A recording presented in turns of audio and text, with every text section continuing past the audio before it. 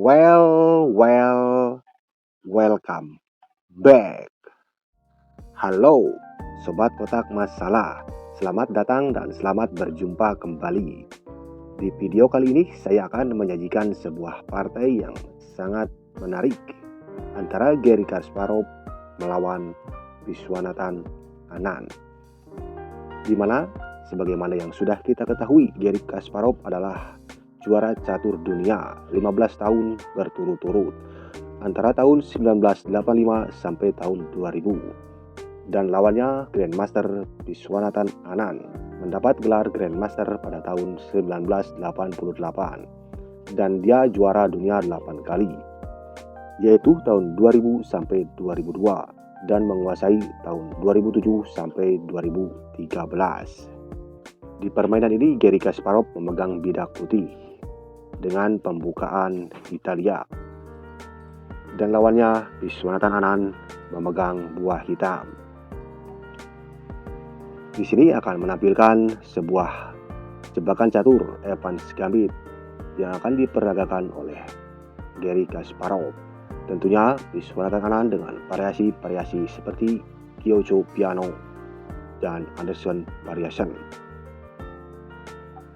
Langsung saja di sini Kasparov memulai permainan dengan pion naik ke E4, menguasai petak pusat. Anand balas dengan pion ke E5, lanjut kuda naik ke F3. Hitam balas kuda ke C6, dan tentunya dengan permainan Itali gajah ke C4. Dibalas dengan gajah ke C5, Gyoko Piano. Kasparov pion ke B4 menyerang gajah Evans Gambit. Langkah hitam di sini biasanya dengan gajah mundur ke B6. Itu adalah langkah hitam bila menolak Gambit. Kuda di sini tentunya tidak dapat memukul pion B4 karena jelas tentunya Kasparov akan kembali memukul pion E5.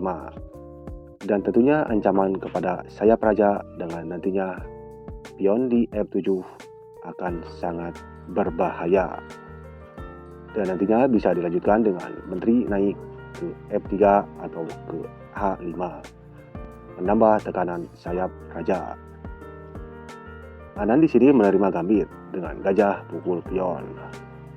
Dan jelas di sini ide sederhana dari Kasparov dengan pion menyerang gajah. Dan tentunya nanti pion naik ke D4, memperkokoh rantai pion sekaligus menguasai pusat permainan. Di sini Anand membalas gajah mundur ke E7, Anderson Variation. Lanjut di sini Kasparov menjalankan idenya ke D4. Anand tidak memukul pion dengan pion, melainkan dengan kuda di sini menyerang gajah, Cordel Variation. Putih mundur ke E2. Hitam di sini tentu pion pukul pion. Langkah yang masuk akal dari putih di sini adalah dengan pion kali pion. Jelas di sini dengan ide menguasai pusat permainan dan nantinya akan membuat rantai pion dengan pion naik ke D5 atau pion naik ke E5. Kasparov tapi di sini membuat langkah yang cukup aneh. Mungkin aneh bagi kita sebagai pemula. Tapi di sini mungkin Kasparov mempunyai ide lain dengan menteri pukul pion dan menyerang pion G7. Langkah menteri ini dalam pembukaan biasanya sangat tidak dianjurkan karena jelas di sini sangat berisiko. Bisa diteruskan nantinya kuda dengan mengancam menteri.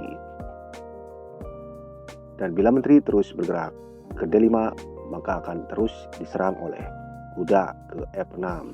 Tentu di sini hitam mempunyai keunggulan dengan pengembangan perwira yang lebih cepat. Hitam di sini membalas dengan kuda naik ke F6. Tentu di sini menyerang pion dan sekaligus melindungi pion G7 dari serangan menteri. Putih pion naik menyerang kuda ke E5. Sebelum Anand di sini memindahkan kudanya, terlebih dahulu kuda di sini menyerang menteri. Kasparov bergerak ke H4 dan tentunya kuda bergerak ke D5 discover attack oleh gajah. Kasparov menteri mundur ke G3. Tentu di sini lagi-lagi menyerang pion G7. Di sini Anan sebetulnya ada kesempatan untuk rokade, tapi dengan perhitungannya bahwa rokade nanti akan membuat kesalahan.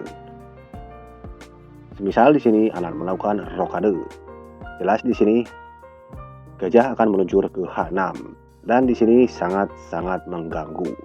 Tentu di sini gajah hitam tidak bisa melindungi pion karena petak F6 dikontrol pion putih E5.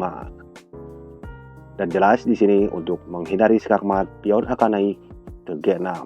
Tentunya gajah akan memukul benteng. Suatu kerugian, benteng ditukar dengan gajah. Anan menjawab dengan pion naik ke G6. Ya, suatu keterpaksaan langkah untuk menyelamatkan pion. Lanjut dengan putih rokade pendek. Kuda di sini bergerak mundur ke B6. Putih pion naik ke C4. Idenya di sini sangat sederhana. Dengan nanti pion menyerang kuda naik ke C5 atau di sini melakukan pengembangan kuda dengan kuda ke C3. Anan mencegah di sini dengan pion naik ke D6. Mengejak pertukaran pion. Di sini sekaligus tentunya membuka jalan gajah diagonal putih. Kasparov menjawab dengan ide yang cukup cemerlang. Benteng ke D1. Jelas di sini memimpin pion. Anan kuda ke D7 menyerang pion 3 kali. Di sini ide yang cukup brilian dari Kasparov. Gajah naik ke H6. Ya, jelas di sini idenya untuk mencegah hitam melakukan rokade.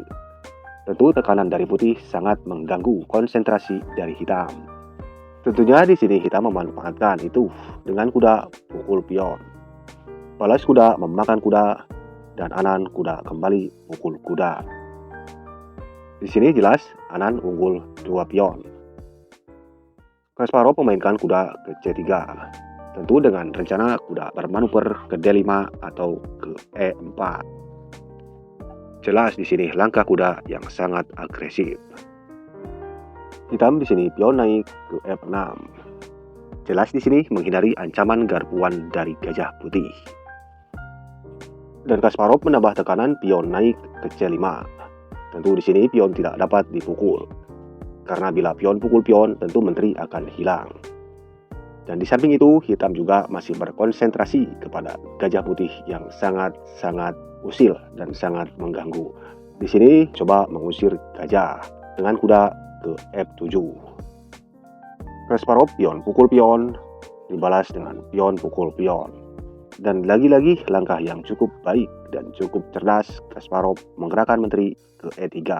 Di samping tentunya memimpin gajah, mengawal juga gajah putih dari serangan kuda.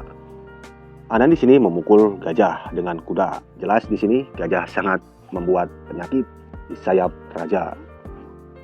Balas menteri pukul kuda dan Anan menyerang menteri dengan gajah. Dan jelas di sini menteri kembali menyerang raja. Hitam di sini tidak melindungi raja dengan kembali gajah bergerak ke E7.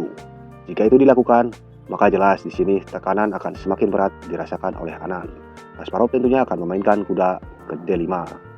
Di sini jelas kuda sangat-sangat canggih, menekan pion F6, menekan pion gajah hitam, dan sekaligus di sini petak C7 dalam intaian kuda. Nantinya benteng akan bergerak ke C1. Jadi di sini Anan melakukan langkah yang aman dengan raja naik ke F7. Kasparov kuda ke D5. Di sini banyak ancaman dari kuda, jadi sangat rawan posisi hitam. Bisa dilanjutkan nantinya dengan gajah naik ke C4. Dijawab dengan Anan gajah mengusir kuda ke E6. Lagi-lagi di sini kuda melompat dengan sangat indah ke F4, menyerang gajah 2 kali. Dan setelah di sini menteri menambah perlindungan kepada gajah, Kasparov di sini memainkan benteng ke E1. Dan langkah ini pula lah Anan menyerah. Dan bila dilanjutkan permainannya, tentu di sini hitam akan menambah perlindungan dengan benteng ke E8. Dan di sini Kasparov akan membalas dengan kuda pukul gajah. Dan setelah menteri pukul kuda, jelas di sini Kasparov akan memainkan gajah siluman ke C4. Skak seter. Menteri di sini tidak mungkin pukul menteri. Jelas di sini langkah paksaan dengan menteri pukul gajah. Dan tentunya Kasparov akan memukul benteng. Skak. Dan di sini bila raja bergerak ke G8, tentu di sini benteng akan mengusir menteri. Dan di sini menteri tentu akan bergerak ke B4, menyerang benteng putih. Dan teman-teman silahkan di sini naikkan benteng ke E7. Ancaman skakmat di F7 tidak dapat dihindari. Jadi itulah pertandingan antara Grandmaster Garry Kasparov melawan Grandmaster Viswanathan Anand, di mana partai ini dimenangkan oleh Garry Kasparov. Terima kasih telah menonton video ini. Dan silakan dukung terus channel ini dengan cara subscribe dan tentunya dinyalakan loncengnya agar tak ketinggalan video terbaru dari Kotak Masalah. Dan mohon maaf bila ada salah-salah kata. Salam untuk kalian semua para pencinta catur. Terima kasih.